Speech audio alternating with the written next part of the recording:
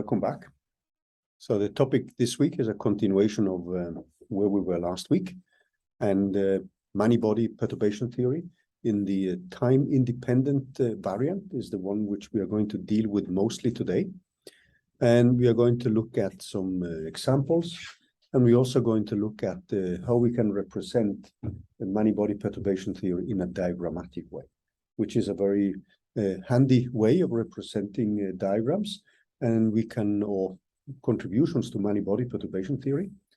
And you can also infer some kind of physics behind different diagrams. You can claim that this is a two-particle two-hole excitation, to second-order interaction, two-particle two-hole to third-order interaction, so on and so on. So you can give a kind of physical meaning to different diagrams. And they're often used as a way to sloppily describe physical processes. So before we move on, I just wanted to remind you a little bit about what we did and what kind of expressions we were dealing with. And we are going to first look at some examples, and then we move on to a diagrammatic representation, because that allows us also to write things out in a very compact way. So I'm going to switch to the whiteboard. So let me do that.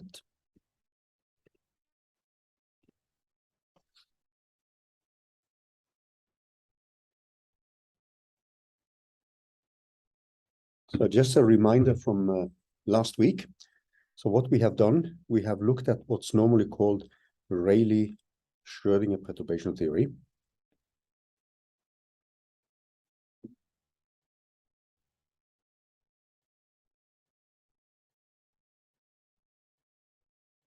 So let's quickly set up the equations.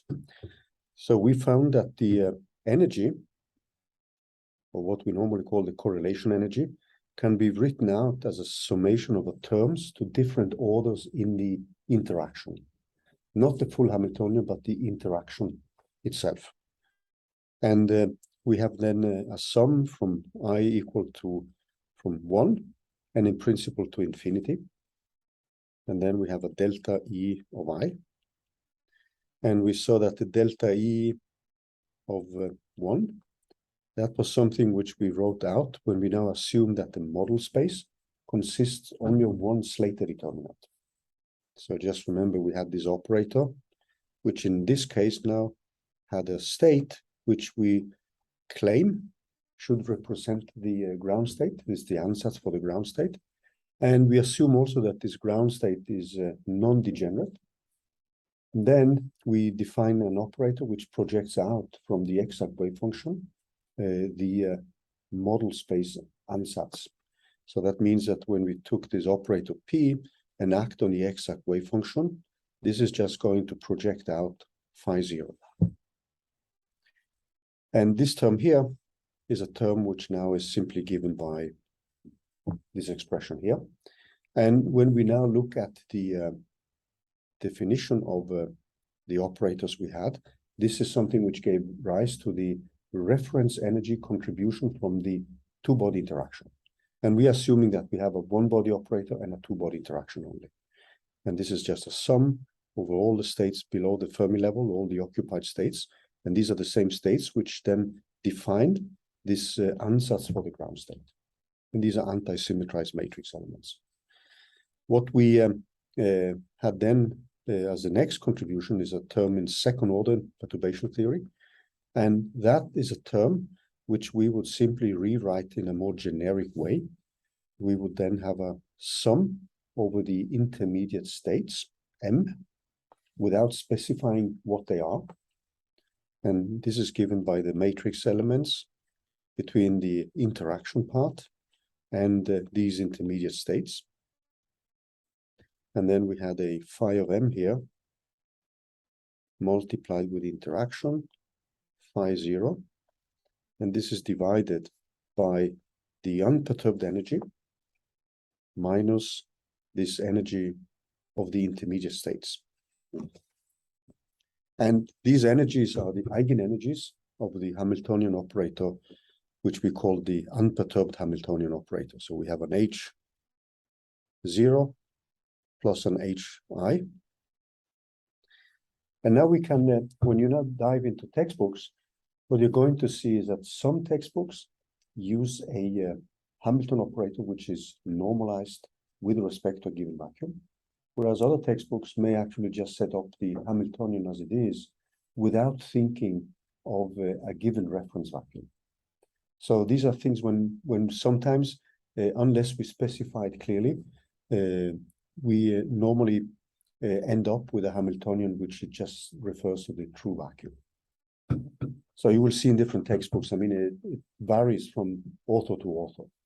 So what we have done is actually to rewrite this in terms of an Hn plus a reference energy. So depending on which expression we use, we have just to be a little bit careful with the way we define the different contractions, because now when we have a reference vacuum, we have slightly different contractions for particle states and Hall states. So let me also quickly remind you of this E0 ref, the way we define that one, because this has a little bit consequences when we deal with many-body perturbation theory. So there are some slight differences. When we did Hartree-Fock theory and full configuration interaction theory, this term here was just the sum over I, all the states below the Fermi level, and then we had the phi 0. And in our case, this was actually given by, so let me just write it out in terms of the single particle states. So these are states below the Fermi level. And then we had this H0 of I. And we have assumed that this basis is an eigenbasis of H0. And then we had plus 1/2 of Ij. And then we have the matrix elements Ij, V, Ij, anti-symmetrized.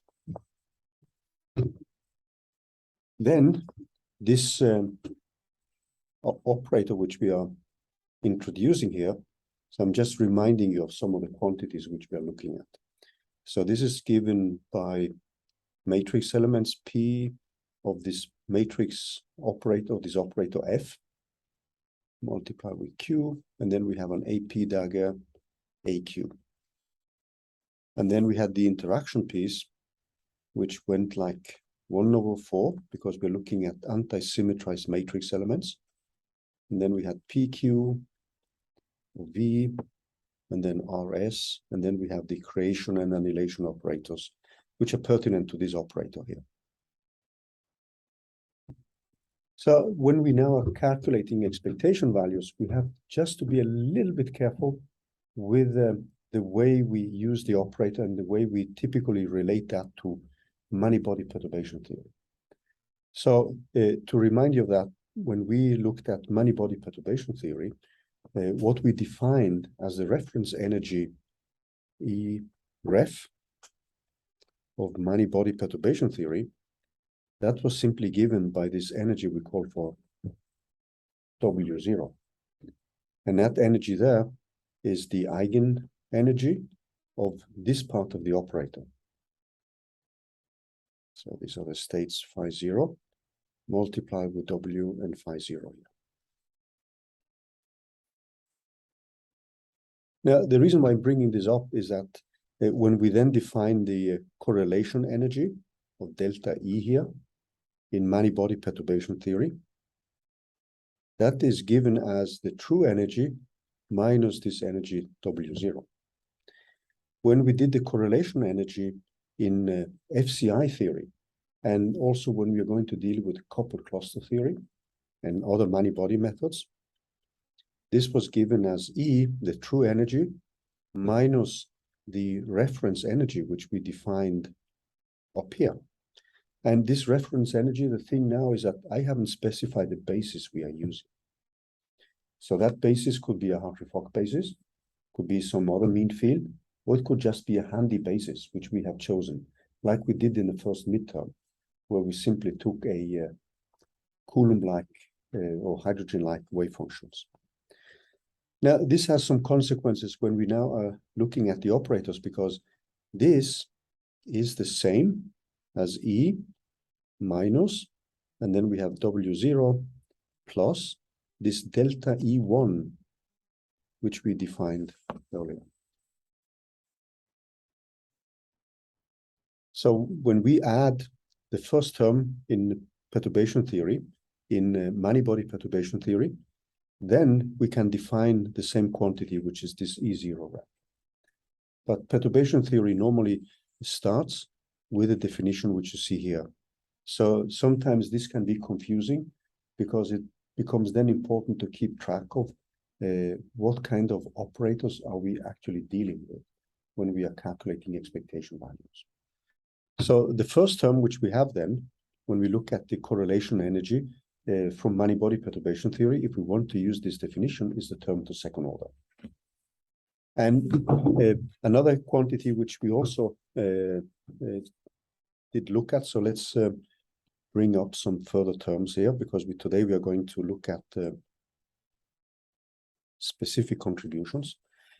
So this term is now given by a sum over m and n, and then we have a phi 0, and then we have the interaction piece, where we now have to be a little bit careful with what we define by the interaction piece. And then we have a phi m,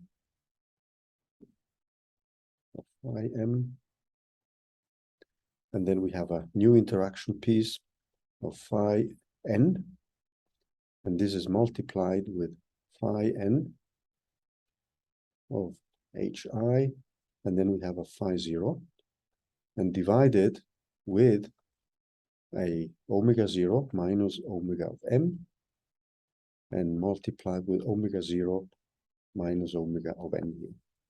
And then there is an additional term, which we also have to take into account, which runs like minus, and it has a sum over m, and then it contains actually the first order perturbation theory term.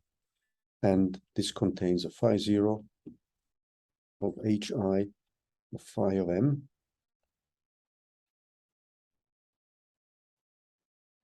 of hi of phi 0.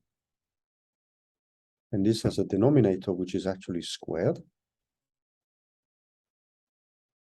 and multiplied with phi 0 of h of I of phi 0. And then you continue order by order. So what we're going to do now is also to look at what we last week defined as the wave operator.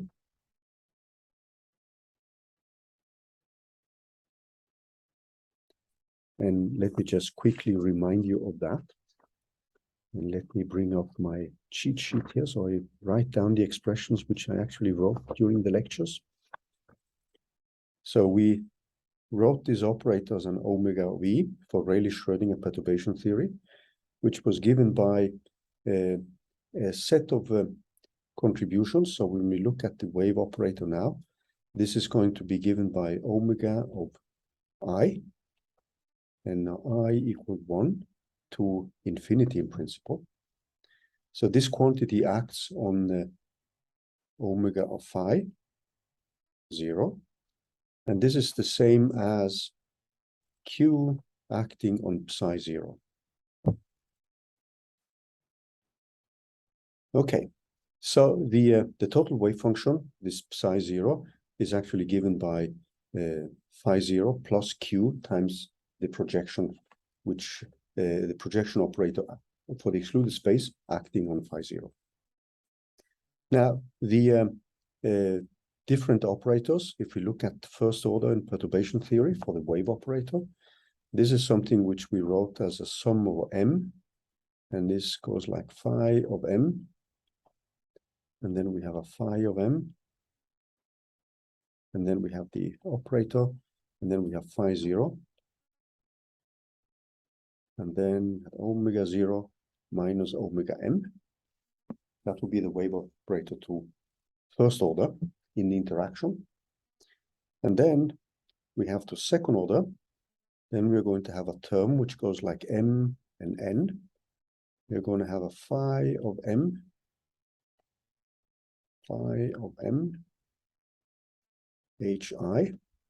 and then we have phi of n, and multiplied with a phi of n of hi of phi 0.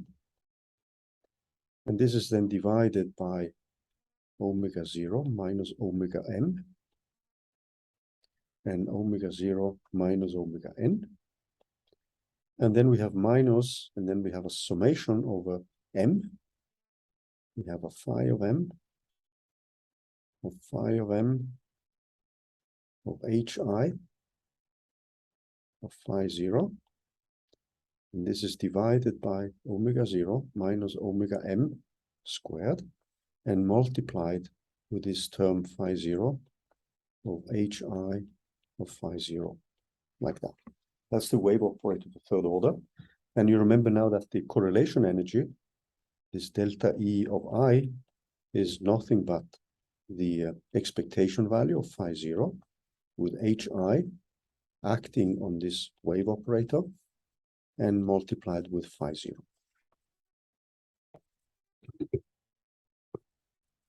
Okay, so when we last week, when we looked at the second order perturbation theory, so if we go back then and just let us bring up this term we had to second order. So delta E2 here. So delta E2, when we wrote it out, that was given by two main contributions. So we had the sum over the single particle states, and then we had the matrix element phi 0 of hi, and then we have this phi ia, like that, and this is squared, and this was divided by epsilon I minus epsilon a. So this is something which we then called a one particle, one hole contribution. And then we had the next term, which went like 1 over 4. And we had a sum over AB, ij. And then we had the matrix elements, the phi 0 of hi.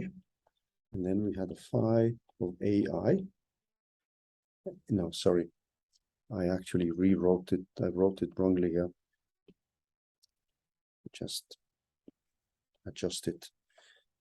So this is a phi of ia, that. And here we have the phi ij ab. This is squared. And then we have the epsilon I plus epsilon j minus epsilon a minus epsilon b. So this was the contribution to, and by the way, we don't have a factor of 4 here before we have plugged in the final equation. And then we knew how to calculate these matrix elements. So now we have to be a little bit careful. If you think back about the definitions of the operators which we had. So we could take one stand where we define this operator to now contain, for example, only this piece. So if we go back to the definition which you saw here, this definition here could now contain just the unperturbed part and the interaction itself. So standard many-body perturbation theory normally uses this term here. However, if you choose to use this operator, which you see here, this one, then we just have to be a little bit careful with the kind of diagrams which we, and contributions which we want to include. Because, so let me just be a little bit more explicit. So if we just think of hi as the matrix elements of the interaction, so I just wanted to make contact between the standard way many-body perturbation theory is done in. So normally we would define in many-body perturbation theory, we would just take the interaction piece. And this is normally defined in terms of the true vacuum. So let's just do that. So we would then have a summation of a PQRS, and then just set up the matrix elements. And then we have a PQ V of RS, anti-symmetrized, and then we have the AP, AQ, AS, and AR. So if we now just stick to that part, what we have to be a little bit careful with then is that the first term, if I use this definition here, doesn't contribute anything. Because you remember now that the matrix elements which we had, phi 0 of the interaction piece, this Hn, when we defined the matrix elements with respect to the new vacuum, that was given by the matrix elements of I, and then the operator F and A. Which means in turn that what we have is now I, and then we have H0 and A, plus this term which run like J, and then we had I, J, and V, and A, and J, anti-symmetrized. Now, when we now assume that we have a so-called orthogonal basis, so which is an eigenbasis of this operator H0, then clearly the first term here is equal to 0 because A and I are states one above the Fermi level and the other one below the Fermi level. So that means that the term which we get then is only this term here. So I would have gotten the same expression if I now were to do many-body perturbation theory here with just this H of I, which would be the interaction with respect to the true vacuum. So you would, at the end, you would get the same expressions. So if we look at what we have then for the first term, this delta E. So, and let's also remind ourselves of this matrix element of H of N of phi of I J A B. This has only one matrix element, and that is given by IJ of V of AB, anti-symmetrized. And that's the same as us taking phi 0 with the interaction part only and multiplied with phi IJ AB. So that matrix elements doesn't contain any one-body operator because we are linking with a two-particle, two-hole excitation. And when we do the contraction, then that's the only term which contributes. Okay, so when we are now looking at these specific terms, what we have to be a little bit careful with is when we now compute these matrix elements, because we would now have a summation which now runs over all these terms AI, and we are going to have an additional, let's write it first like this, F of A squared divided by epsilon I minus epsilon A plus these terms A, B, I, J, and then we have I, J of V of AB squared divided by epsilon I plus epsilon J minus epsilon A minus epsilon B here. Now, if we now write it out in terms of the different contributions, what we are going to get then is a term.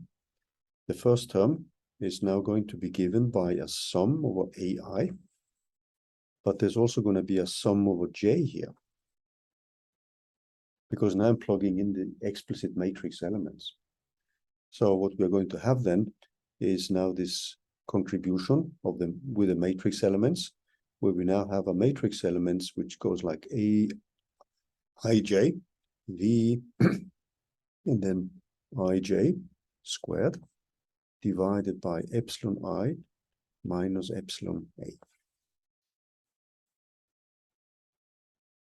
And then I get a new term, which I can rewrite like an A, B, I, J. And then we're going to have a matrix element, which now actually contains a factor 1 over 4, which I forgot here, 1 over 4. And this contains now, well, let's just write it out in full detail. So this is going to be given by IJ, V of AB, AB, V of ij.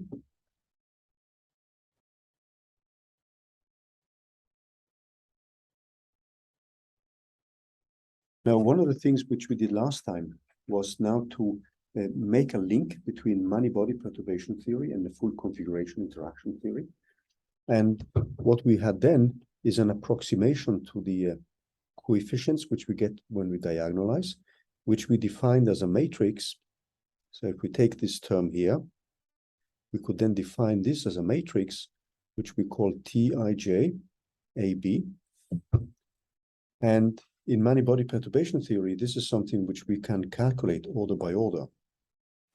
So this will be given by AB of Vij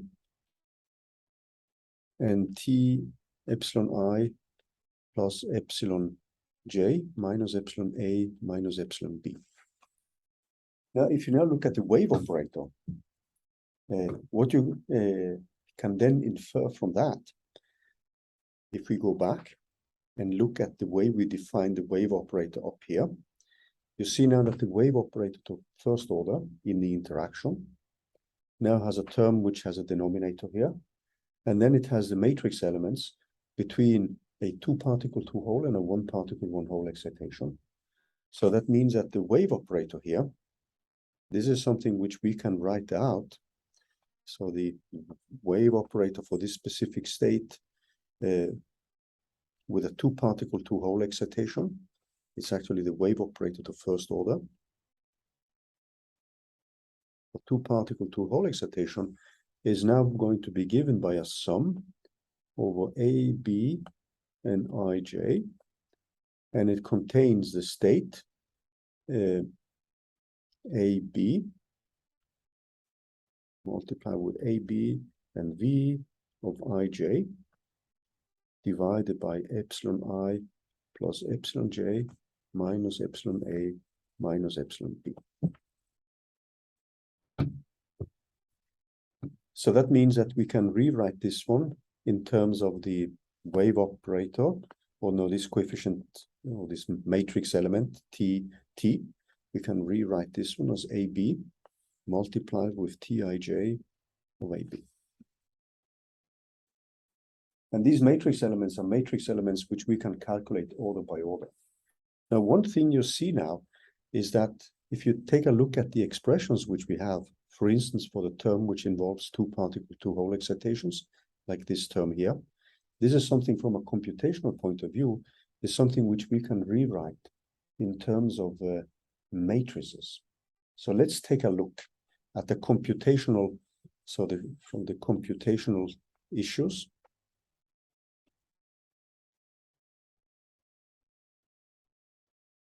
Computational topics.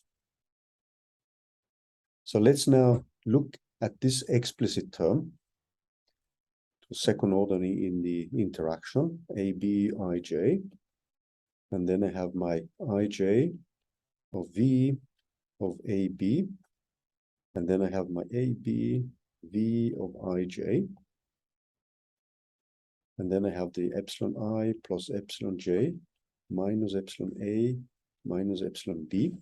If I now define the following quantities, so I define a quantity I here, which is now just the set of particle hole or two-hole configurations. All the possibilities ij which we have. So if you now have, let's say, 10 of these states, you can then fill in two particles in them. So that means if you don't pay attention to specific symmetries, you have 10 to the power of 2 configurations. So you would have 100 possible values for this uppercase I. And then I define a quantity j, uppercase j, which now contains all the particle configurations I can make, the two particle configurations. So I just write this as an AB. So this means just all the configurations. This is a 2p configs, all of them. Then I can define a matrix now. So I define a matrix which I call V of ij. which is now simply given by one of these configurations. So I have an ij of V of AB, anti-symmetrized. So one of these specific indices refers now to one specific configuration. So instead of having two objects I need to store, I just store one, and that points to A and B or I and J. So this is a very compact way by which we computationally will actually, when we are going to write a program for this, this is the way we would actually set up the program. And that allows us to use these Einstein summations and calculate very efficiently products of matrices. And if we have more complicated objects, these are actually tensor multiplications, or matrix or matrix vector multiplications. And then if you look at the second term, so I'm going to define this T, which I call Ji, which is now simply this matrix element AB, V, Ij, anti-symmetrized, divided with the energy denominator, epsilon I plus epsilon J minus epsilon A minus epsilon B. So that means that I can rewrite this term, delta E, this specific contribution, which has only two particle two-hole contributions. I can rewrite that one as a sum. Instead of a quadruple sum, I can just have a double sum. And that contains now the matrix elements of Vij multiplied with Tji. And this is nothing but a matrix multiplication, where at the end, when we calculate this delta E, we simply take the trace over the diagonal elements. So this is the way we can actually, so you can actually calculate these objects and perform a matrix multiplication and just keep that one. So that's your contribution. And when you want this specific term here, you simply take the trace of the matrix product of these two guys. And then you have the energy. So that's a very compact way of doing it. And you can use then libraries like BLAS, basic linear algebra systems, where you have BLAS-3, which is an efficient implementation of matrix multiplications. Now, other terms can easily be converted into matrix vector multiplications. It depends a little bit on the type of contributions you have. And when we come to copper cluster theory, this is typically the way you would calculate things. And sometimes you will have intermediate summations, which you can pre-calculate, and then that produces a new matrix, and then you would multiply that one with the next contributions. Because else you would have to run a quadruple configuration, which is time consuming. Whereas if you can do an efficient matrix multiplication, this is actually much faster. Some of these matrices can be sparse as well. So and because you can have matrix elements which are zero. So this is just from a more computational point of view, and which gives you an efficient way of calculating these contributions here. If we look at the other term, so let's go back to the contribution which we wrote as a sum over AI, where we now actually have I, this operator F of A squared of epsilon I minus epsilon A. And then we remember then that this matrix element, the only term which contributes here is actually this over sum of J.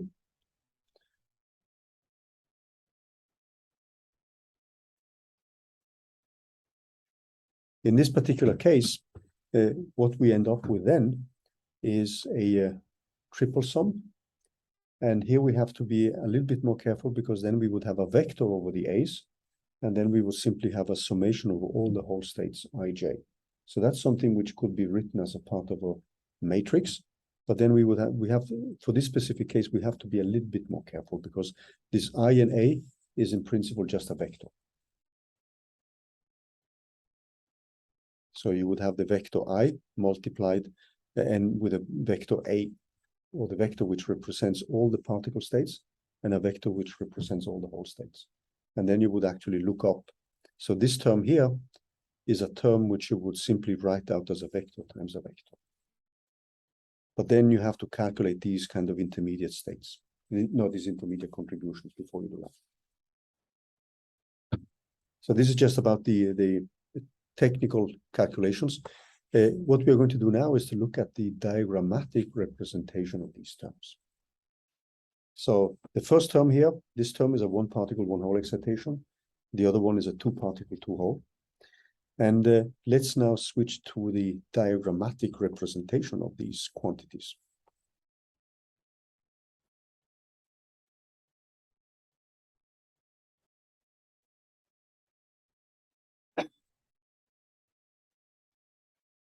So we're going to first have set up some definitions.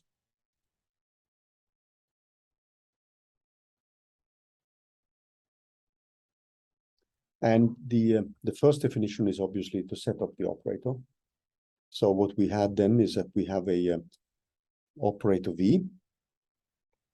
And this operator here is either V, which is normal order with respect to a given vacuum, or it can just be the interaction part, which we have defined earlier. So we can now set up V of n as just the interaction with respect to a given vacuum. And in our case, this is now given by 1/4. So that's the operator itself. So this will be our H of I, which is now going to be given by that. And we are going to have plus a term which is F of n, which is this one body operator, without the W0 term. So this is going to contain PQ, RS, and then I have my PQ, VRS, and then I have AP dagger, AQ, AS, and AR. But then I'm only going to keep the term PQ of J. And this is going to contain the matrix elements of P of J, of V, of Q of J. These are anti-symmetrized matrix elements of AP dagger, AQ.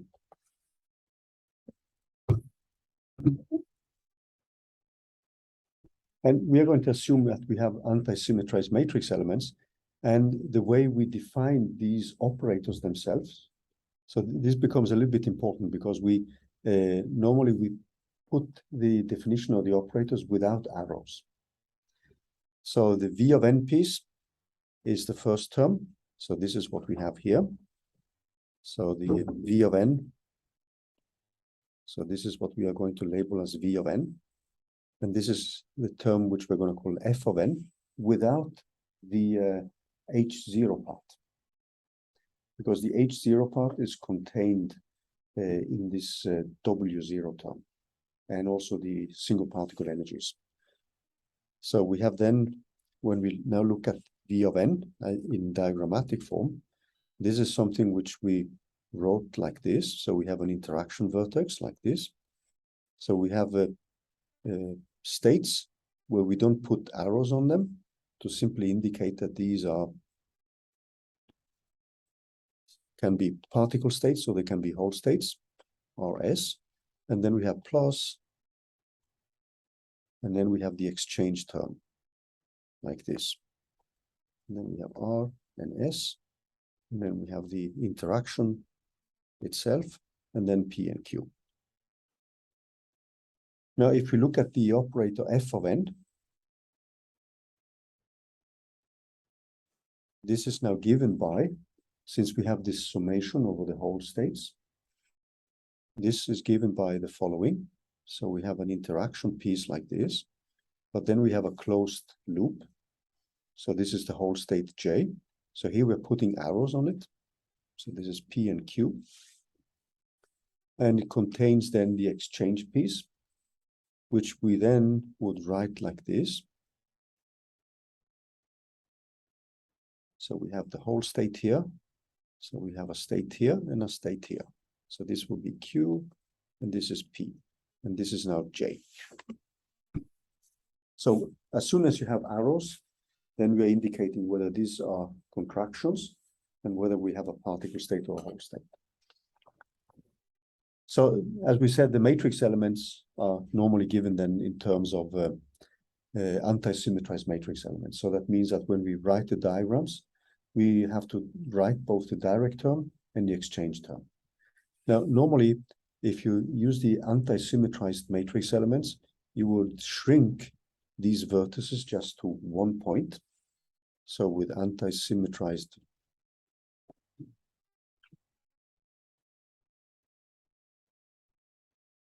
empty matrix elements, what we have then is that V of n is then just given by this blob here. And then you have two outgoing and two incoming states. And f of n is then simply, again, this blob here. And then you have the whole state. You have already performed a contraction here. And then you have the two uncontracted pieces here, which then have to be linked with something.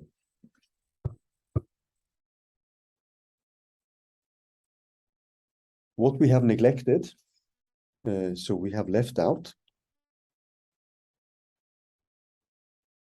the operator H0. And H0 in our case is something which we just wrote in a diagrammatic form as P and Q. And then we had this cross here to indicate that this is just a one-body operator. But this is something when we look at these matrix elements, we have always to be a little, the reason why I'm bringing this up is that we have always to be a little bit careful with respect to what kind of vacuum we are using. But it's pretty common to use the vacuum with respect to an ansatz for the ground state. Okay, so with those definitions, what we're going to set up now are the kind of diagram rules. But I just wanted to remind you of two things here. If you look at this specific diagram which you have here, when we now were setting up the contributions, so let's look at the expectation value of a phi 0 with this f of n and this particular state IA here. So when we wrote this out, this is now the same as the matrix elements of phi 0. And then we have the sum of a PQ. And then we have the sum over J. So I'm just setting that up. And for this specific case, we had a... no, wait. No, it's not that one which I wanted to bring up here.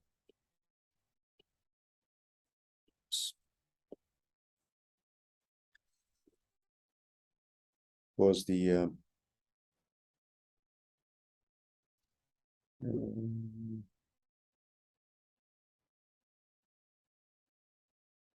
there was another thing which I wanted to bring up here, which I suddenly have forgotten.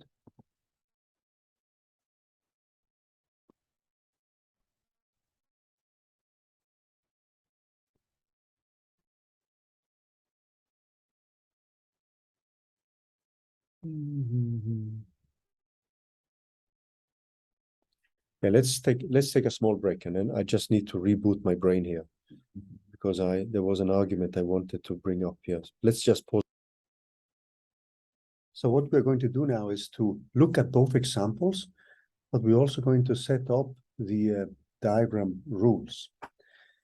Now, we have looked at the expressions which we have for some of these contributions.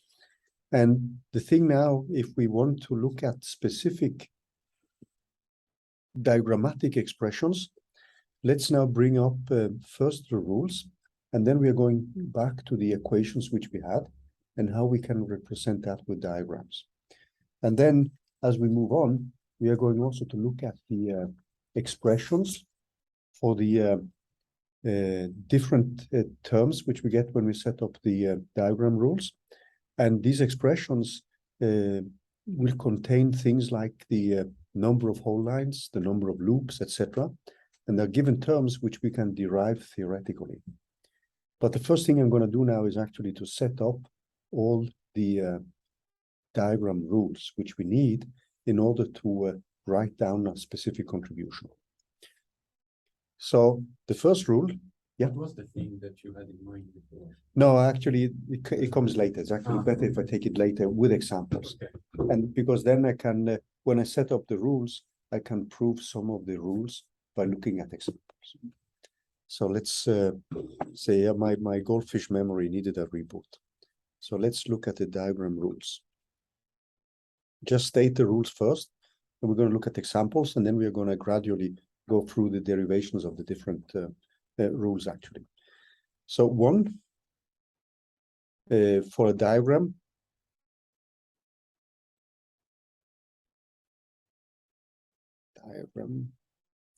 with the diagram with V interactions or with N V interactions.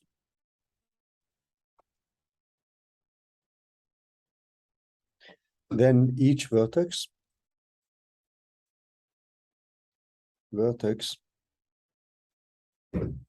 contains an anti-symmetrized matrix element. Alternatively, you can write it out in terms of the direct and exchange diagrams. Contains an anti-symmetrized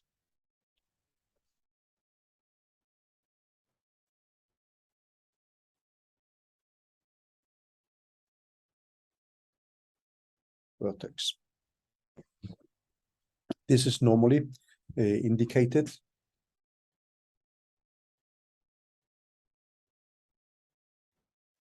by a box like this, or written out in terms of direct and exchange terms.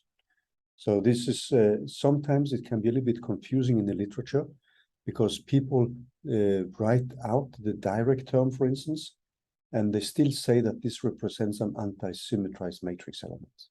So sometimes you have to extract that from the context, what the authors actually mean. Or, so you can indicate that one if you have the anti-symmetrized matrix element like that, or in terms of direct and exchange elements.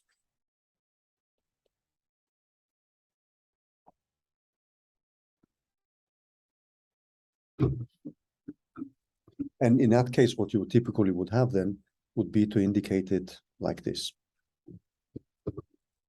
And then from where the lines go, you would have exchange or the direct piece. And also, when we have the one-body matrix elements, so one-body operators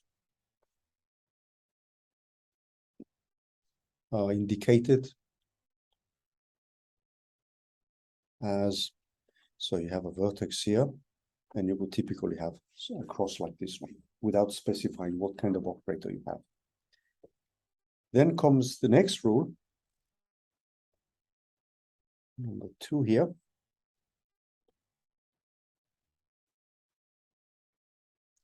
So, and that is something which we are going to show by examples. So draw all topologically distinct diagrams.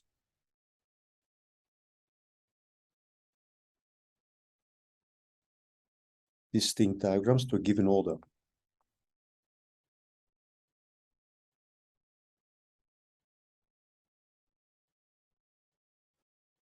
To a given order.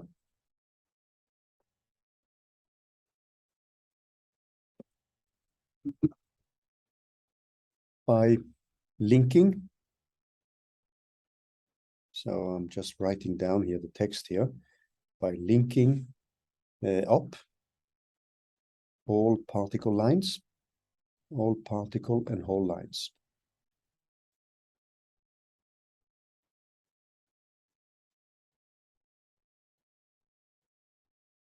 Lines with various interaction vertices. And we are going to look at examples or what is a topologically distinct diagram with various vertices or interaction vertices. And now I'm just writing vertices because that could be a one-body term or it could be a two-body term. Not at the moment. And two diagrams are topologically distinct. So I'm just going to give you the definition of that. Two diagrams can be made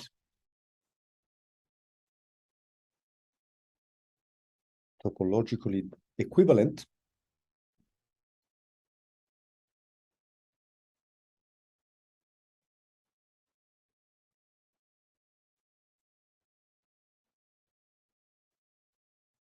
by what we normally call the deformation of fermion lines.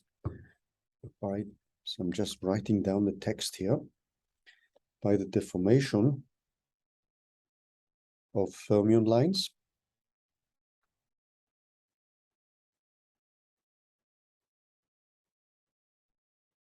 under the restriction, just bring that up here. The restriction or restrictions, and there's one here. Particle lines remain particle lines, and whole lines remain whole lines.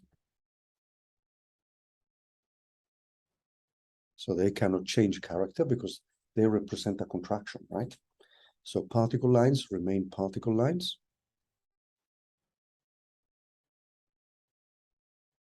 Same for holes.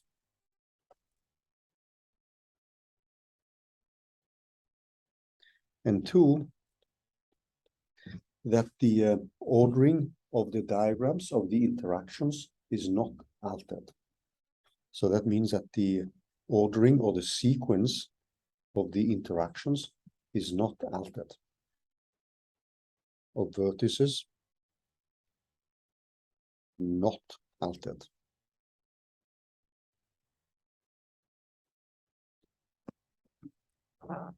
So let's now look at the example here.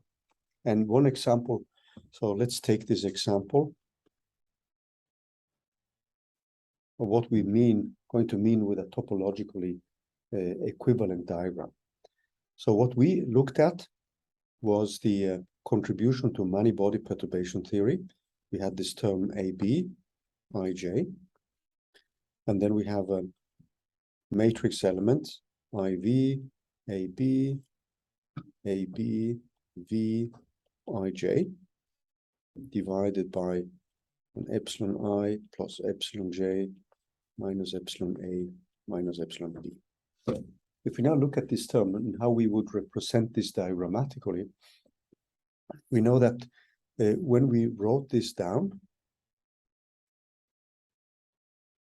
so we had a factor 1/4. In this specific case, we know now when we write it out, what we have is actually a matrix element IJ, V, AB, minus IJ, V, BA, multiplied with matrix element AB, V, IJ, minus, and then I have a BA, or we can just keep that one. Let's do this one, B and V, IJ here. So actually you have four terms here, if you look at these matrix elements. So let's take the two first terms, this one and that one. So the two so-called direct terms, okay? So let's take a look at that. So let's take these two here. So what we have then is an interaction IJ, V, AB, and then we have AB, V, IJ, like that. So if we now bring down or write it out in terms of these vertices, what we have then is now something like this. So here we have whole lines coming in and particle lines going out. So what we have is this term here. So we have A, and then we have B here. And then we have a whole line here, I, and a whole line J here, like that. The way you can think of this without us having introduced time is you could now think that these two particles, they interact at a given time. And then time goes on, you get an excitation. And then the systems get de-excited again, and you're back to the ground state. So this is, if you look at this piece here, this is actually the action of this operator, phi ij AB, phi ij AB, acting on so we have an interaction here, and then we have the ground state. And this is divided by a denominator here. We have omega 0 minus the WIJB here. So we perform the operation on the ground state. So the way you read this now, you create an excitation. The system is now in an intermediate state here, where you have this one. And then the system gets de-excited and it goes back to the ground state. And we can then write the second term, which is this one. So this corresponds to that. And now we have a particle state coming in, AB. And then we have the whole states, I and J, like this. So this is my I, and this is my J. And we have performed the contractions here, right? This is a contracted thing. This is contracted. This is contracted, and that is contracted. And there is an external sum over AB and IJ here. So when I now bring these lines together, I can then turn this diagram into the following expression.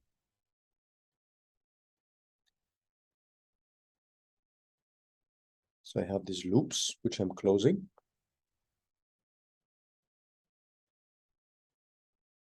Like this, and then I put labels, IJ, A, and B. So this is the way I can now read this diagram, and we are going to write out more detailed rules now when we are going to start from a diagram, because from this diagram, we can write off immediately the analytical expression for the diagram. But this is a way I would now represent a two-particle, two-hole excitation. So it's a compact way. And when you just look at this diagram, you see two hole lines being created and annihilated, and you see two particle lines being created and annihilated. So that represents an intermediate state. So if we now look at what we had here, in between here, what we are doing is that we create a two-particle, two-hole excitation. So you move from the ground state. So you could think of you now being in the ground state here. And then you go back to the ground state here.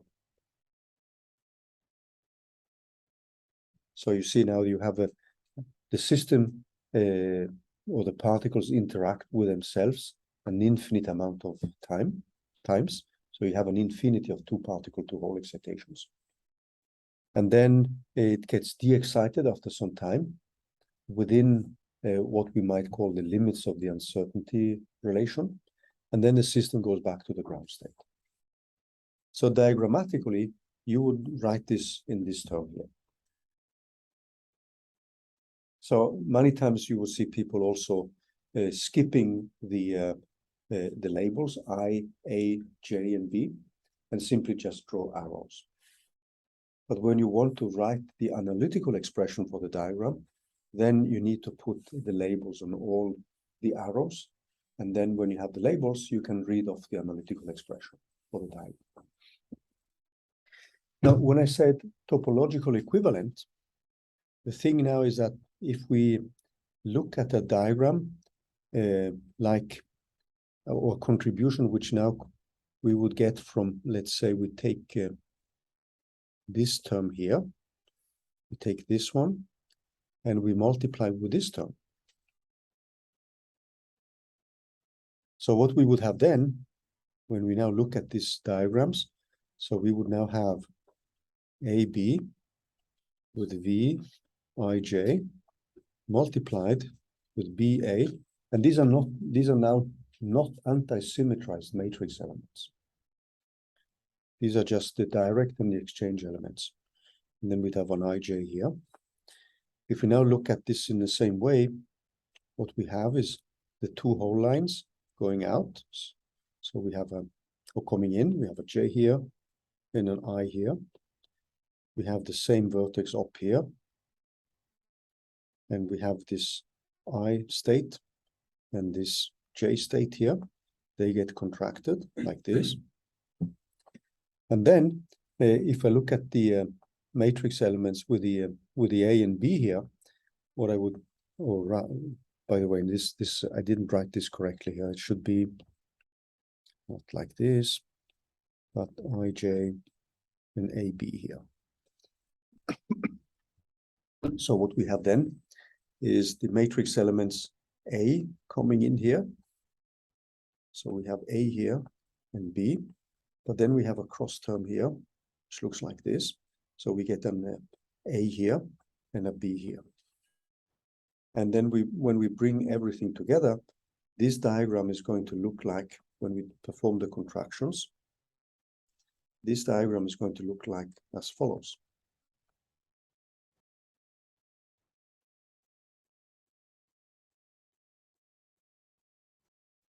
And then I have this cross term like this. A and B. Now, when I now keep the whole lines and the particle lines, and if I shrink this into a diagram which now contains the anti-symmetrized vertices, so I can shrink this one into something which looks like this. So I have the whole states, and then I have the particle states. So if I use anti-symmetrized matrix elements, so with anti-sym matrix elements,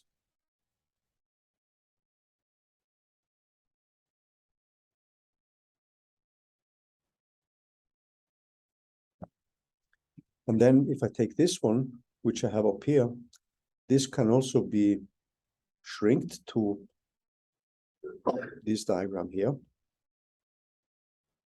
And you see, I have kept the ordering of the interactions. Whole lines are whole lines. So that means that if I now switch to anti-symmetrized matrix elements, this diagram here gives rise to this one. But then I would have 4 different pieces of these ones. So this one contains this plus that. And it's also going to contain a piece where I exchange the whole lines. So I can have something like this. So I would have I and J here. And then I have the particle state going up, A and B. That would correspond to the other term which I have up in the equation here, where I multiply this term which you see here, this one, with that term. That would give rise to the diagram you see here. And then finally, I will get a diagram which is going to look like, just write it down here. I'm going to get something which looks like this. So this is the term which now represents the Ji, V, Ba multiplied with Ba and Vji. So all these terms, due to the symmetry of the interactions, they give the same result. Because I know that this term here, if I now change I and J and B and A and do the same here, this is actually equal to Ij V, AB, AB, Vij, which is the same as the first one. This term which we have here is actually given by a term which goes like Ij, V, and then I have AB, AB, and then I have V, Ji. When I look at the, when I write down the contribution here, since I have a crossing line, then I get a minus sign. And then if I interchange J and I, that gives me a new minus sign. So that's a plus sign. And that's the same as the term which you see down here. So all these diagrams here are topological equivalent because based on the symmetries of the interactions, they're going to give the same contribution to the energy. When I then take and shrink this diagram and shrink down the vertices.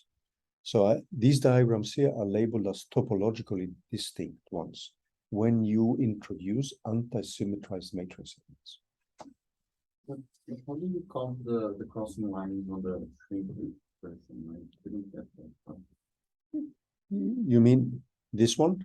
Well, yeah, from this one, Yeah. you made it simpler in some sense. But how do you take into account the crossing lines there? No, in this term, you cannot do that because this includes it already. So when you open up this one, that when I open this one up, this is going to give me that one. It's going to give me this one. It's going to give me that one. And it's going to give me this term here as well. All of them can be simplified to the same drawing. Yeah. Yeah. Like how do you see that? It's not obvious to me. Like you have one crossing line, and then you merge on the bottom vertices, and then you get a diagram without the crossing lines. Yeah, because the this definition, this term here by definition contains a direct and the exchange term. So when you open it up, then you will have one term which contains these matrix elements, and you will have one term which contains this one, etc., etc. So the thing you have to be careful with when you now write it out is that this one comes with a minus sign due to the crossing. This one also comes with a minus sign due to the crossing. The term which you have here has no crossing fermion lines when you take the contractions, and that gives you a plus sign. So when you draw this diagram, you mean this is the sum of all these four diagrams? Yes. Okay. Yes. So it's just like it's the sum. Yeah. It's a sum of all the four diagrams. So they're not like separately equal to that. No. Then you like, But you can, by interchanging the labels which you have here, then you will get the same expression. Okay. And you see that immediately, like here, this term here, without bringing up the energy denominator or everything, contains a minus sign here. But if I then flip J and I, that gives me a minus sign from the matrix elements. I thought these were not anti-symmetrized. These are not that, but if you change these guys, I and J, then you know that the Slater determinant, when you look at it, the two-body Slater determinant, when you switch two particles, that gives rise to a minus sign. Yes. But all of these were not Slater determinants, like they're just J tensor I.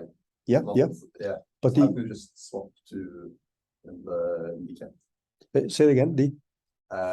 Okay. Yeah. So, Yeah. you just swap. Yeah, I know. Indices in the cat. Yeah. And I thought that was only valid if you have anti-symmetrized matrix elements. Right. No, sorry. And I was a little bit. I was anticipating something here, because this is the case when you have anti-symmetrized matrix elements.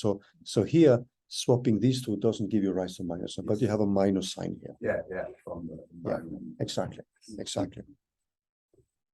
But then when you shrink everything, that corresponds to you containing all the terms which you see here, because this is actually what you're calculating. And since you're now setting up, you have four terms, so that gives rise to four different diagrams. if you then use anti-symmetrized matrix elements, then you will just shrink everything to just this term here. So when people say these are topological equivalent, it's because when you shrink them to anti-symmetrized matrix elements, you just have the same contribution. They give rise to the same total contribution when you introduce anti-symmetrized matrix elements. In this case, how many closed loops are we counting? So you have to, when you write the diagrams here, you would have, in this case, you would have 2 closed loops. Yeah, but in the shrinkage. Yeah. And then you have 2 whole lines. Mm-hmm. So that is important when you're looking at the specific contribution from a given diagram. In this case here, you would have 2 whole lines, but you would have 1 closed loop. And the same here. Here you would have 2 closed loops, and then you have 2 whole lines. So we are just going to bring up the different whole lines here. Now the different rules for setting up the. So this is rule number 3. So with topologically equivalent, it means that when you shrink the diagrams and you use anti-symmetrized matrix elements, these diagrams are going to give the same contribution to the energy, or the same contribution to an expectation value of an operator. So let's set up rule 3. So there is a factor.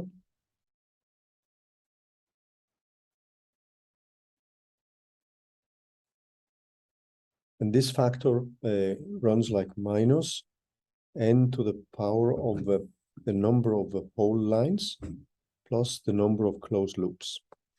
So with this NL is equal to the number of closed loops.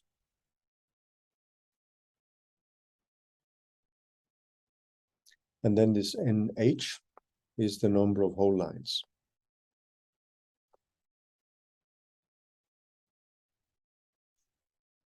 So when you now look at a diagram like one of those which we saw here, or we could take a more, well, let's take the diagrams we have. So if you look at this one,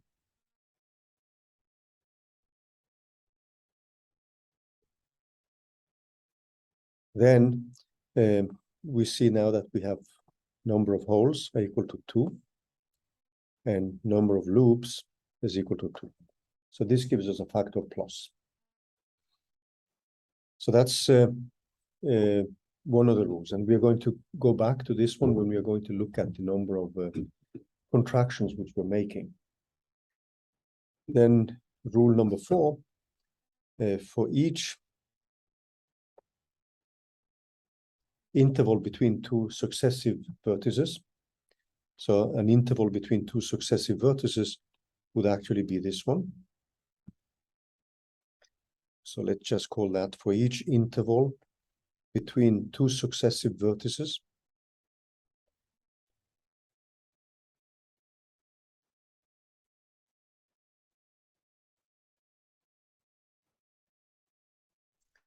Vertices.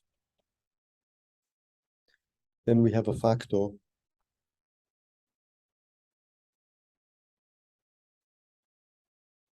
which goes like 1 divided by the sum over the whole states which we have of the number of holes. And this is an epsilon j minus the sum I equal 1 up to the number of particle states which we have. And we just call this a p. And this goes like an epsilon of a here. So that's the denominator which we have to deal with. There's a next rule here, 5. There is a factor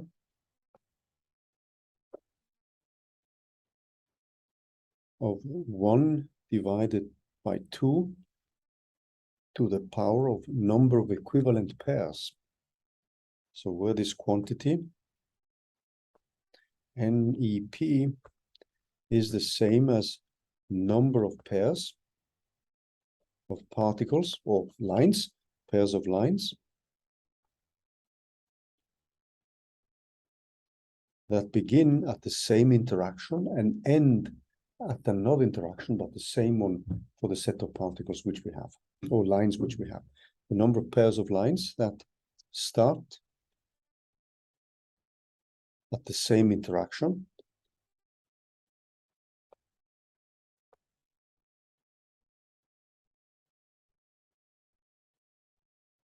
interaction V and end at the same interaction V prime.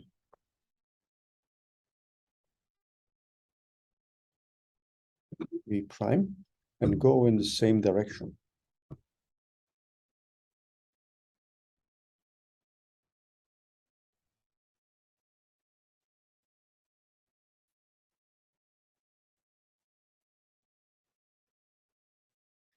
So again, if you now look at the diagram which we have been studying for this specific two-particle, two-hole contribution, this diagram here, we see now that we have two particle lines which start here. So A and B start at the same interaction and they end at the same interaction. And then we have two hole lines, I and J, which start at the same interaction and end at the same interaction. So in this case, we have the number of equivalent pairs is equal to 1 divided by 4. And that means that we have a factor in this diagram here, we have a factor 1/2 squared. No, sorry, not equal to 1/4, but it's equal to 2. So that means that this gives a factor of 1/4 here. And if we go back to the analytical expression, which we derived by taking all the contractions, and you're actually going to get an exercise like this next week. If you and actually to convince yourself that when you do all the contractions that this is the expression you get. So that means that with that diagram, what you would have then would be a factor of 1/4. And this can be retraced to this factor, which is called the number of equivalent pairs in the diagram. Then rule 6, then you sum freely over all the intermediate states. Over all intermediate states.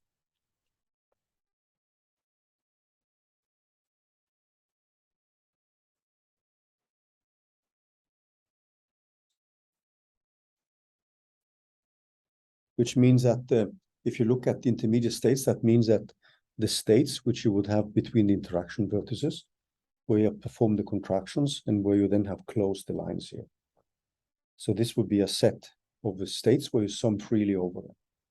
And if you go back to the analytical expression which you have, so this is intermediate states between interactions. So you leave from one interaction and you enter the next interaction. And if you look at the expression which we have here, you see now that we are summing freely over the particle states and the hole states here.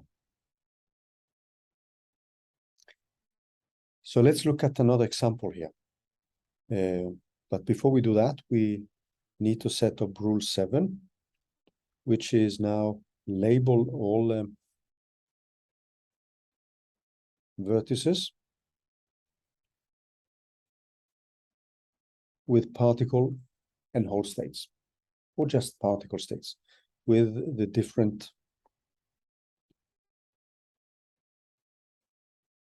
particle hole states.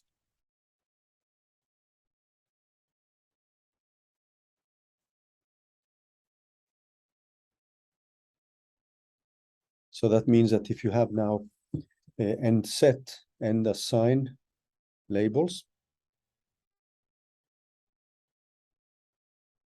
to all lines. So when we are calculating a scalar like the energy, that means that we have performed all contractions. We don't have an operator. For an operator, you have still operators which need to be contracted with other operators. But when you're looking at a contribution like the energy, which is a scalar or just any expectation value or matrix elements, as we've been calling them, there you actually have perform the contraction. So you should assign labels to all the lines which you have, and put arrows for holes and hole lines, plus arrows for holes, for hole and particle lines.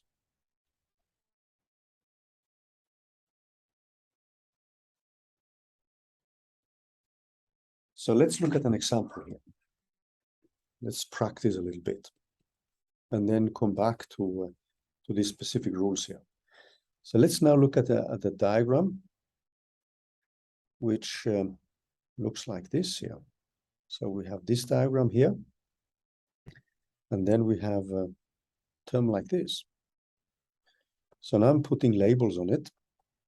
So I call this for an I, and I call this for J. So it's a whole line K, and there is a particle line A. So this is just one of the contributions which we could get from the other term, where we have taken the expectation value to second order between the ground state and a one particle, one hole excitation. So if you look at what you have here, this intermediate state here, that's a one particle, one hole excitation. So let's just mark that. So this is a one particle, one hole excitation. This is the way you would read it.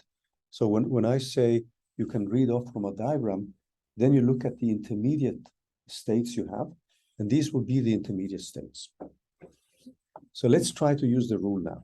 So we are going to sum over all these intermediate states. A closed loop means the same as a summation. So we would now have a sum over I, J, and K.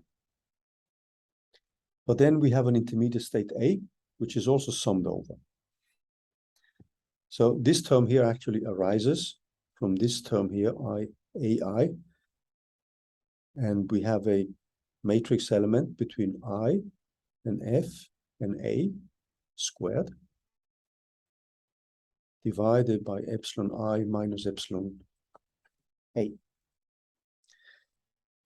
If I now write down the matrix elements, I start with the top matrix element, and I have now a whole state K to the left, and you see that here.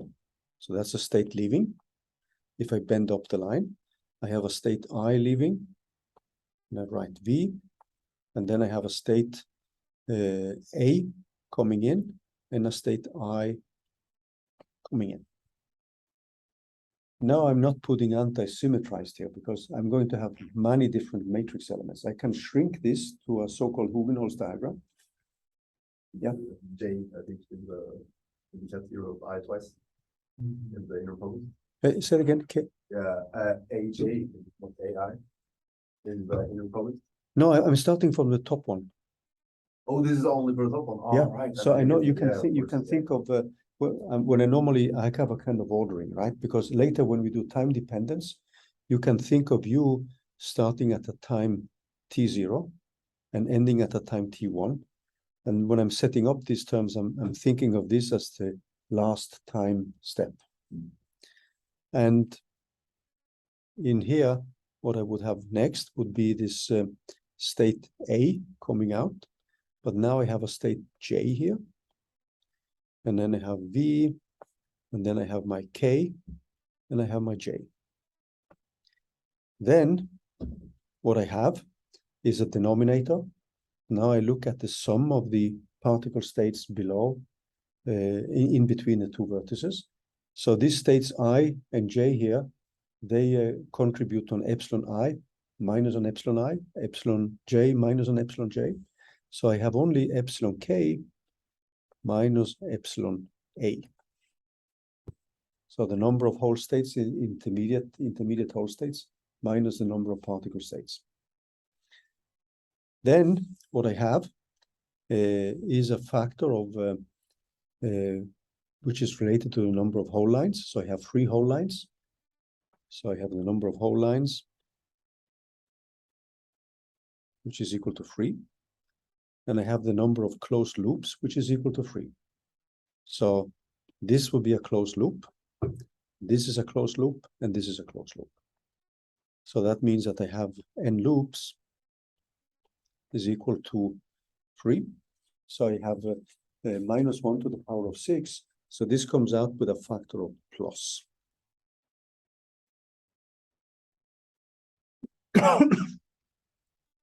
So the now comes a thing which often gives rise to confusion. So we just have to be aware of that. So many people, when they draw the diagrams like this one, sometimes they mean that you use anti-symmetrized matrix elements. Then you have to read it off from the context.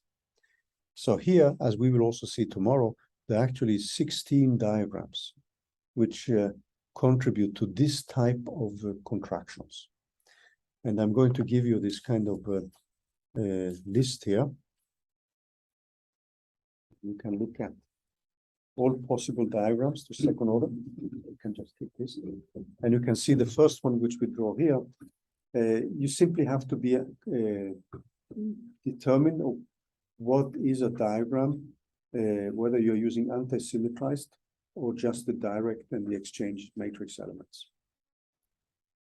So this is one of the possible contributions you can get from the one particle, one hole excitations.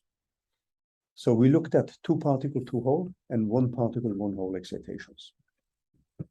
And you will have 16 of these 1 particle, 1 hole excitations. And when you sum them up, these 16 will cancel the factor of the 1 over 16, which you get from the interaction, when you run everything in terms of anti-symmetrized matrix elements.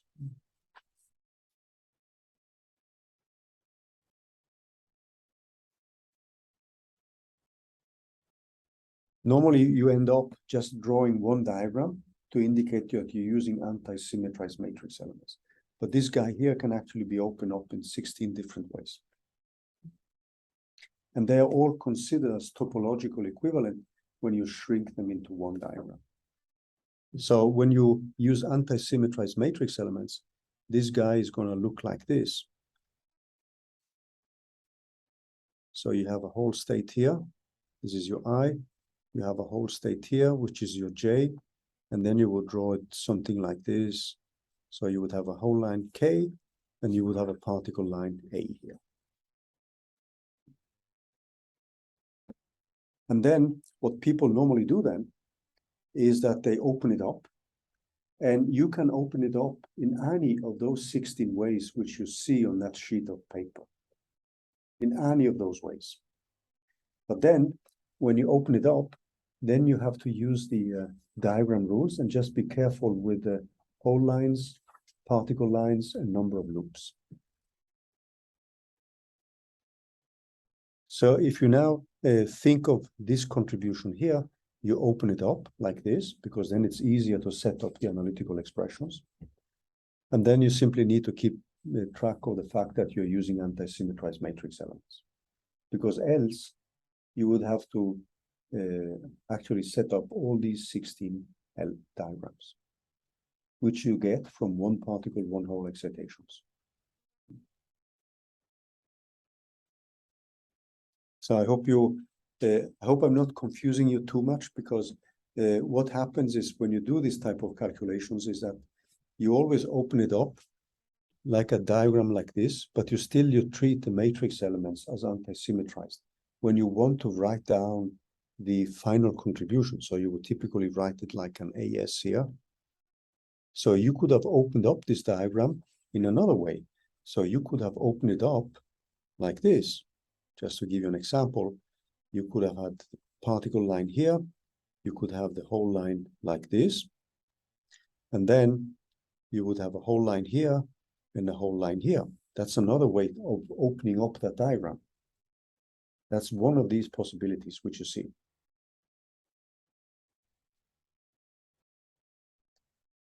Then, when you use anti-symmetrized matrix elements, the anti-symmetrized matrix elements and their properties with respect to interchanging 2 states, that will give you, this one will give you the same expression as this one when you use anti-symmetrized matrix elements.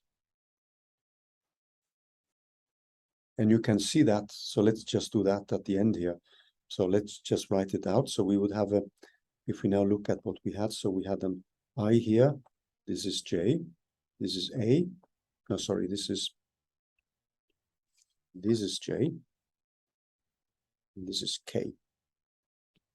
So this is K, and this is J.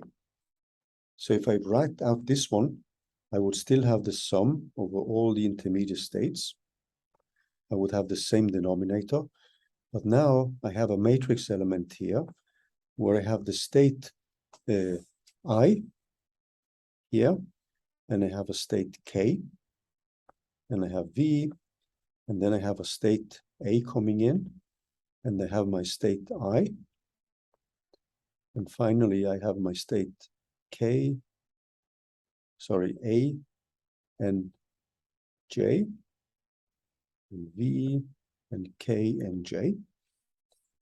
The denominator is still epsilon K minus epsilon A, but now I have 2 loops and 3 whole lines, so that gives me a factor minus. Then, if I now go back to the matrix elements I had here, you see I have a K and I here. See that one? All the rest is the same.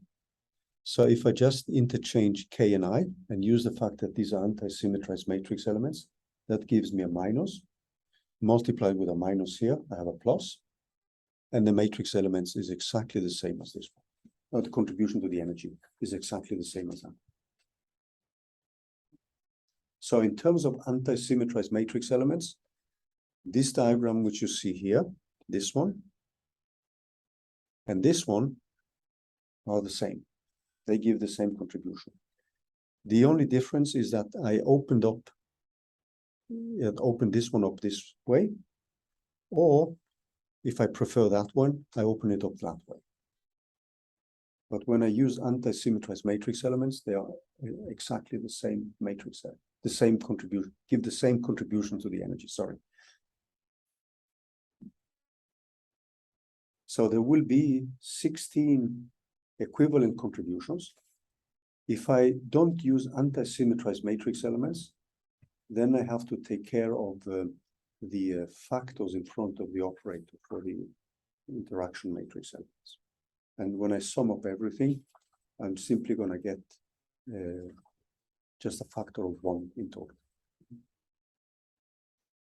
So here we don't have any equivalent pairs because we don't have pairs of whole lines which begin at the same vertex and end at the same vertex, and the same with the particle lines.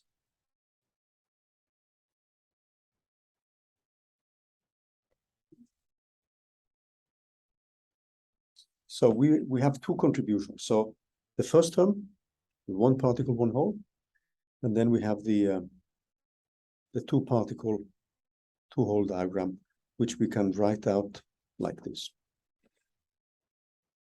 And that's the way we would write the many-body perturbation theory to second order.